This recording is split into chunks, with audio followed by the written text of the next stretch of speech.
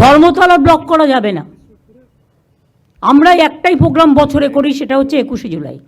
যেহেতু ওখানে অনেকগুলো ডেড বডি রক্ত পড়ে আছে, কোর্ট তো আমাদের জন্য দিয়ে দিল আবার সিপিএমকে, আবার বিজেপিকে। কোর্টের তো এটা আমাদের বলবে যে ওখানে আমার 13টা ছেলে খুন হয়েছিল বলে ওই স্পটটা আমি করি। খাদ্য আন্দোলনের স্পটে প্রতি বছর তারা প্রোগ্রাম করে, আমি তো বাধা দিই না। তাই বলে সবাইকে অ্যালাউ করে দিতে হবে? তাহলে রাস্তাটা চলবে কোত্থেকে?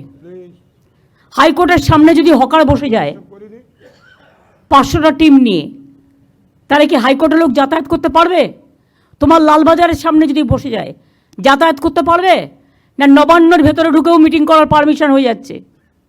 এটা বুঝতে হবে, এটা পলিটিক্যাল ব্যাপার নয়। এর মধ্যে অনেক সেন্সিটিভিটি আছে। অভিষেকের একবার রাজভবনের সামনে ধর্ণা দিয়েছিল, সেটা তখন 144 ছিল না, নর্থ গেটে যেটা করেছিল। যারা আজকে ইস্যুটা তুলে রাজনীতি করার চেষ্টা করছে, যা করব আমরা সবই তাদের করতে হবে। দিল্লিতে কাউকে বসতে দেয়?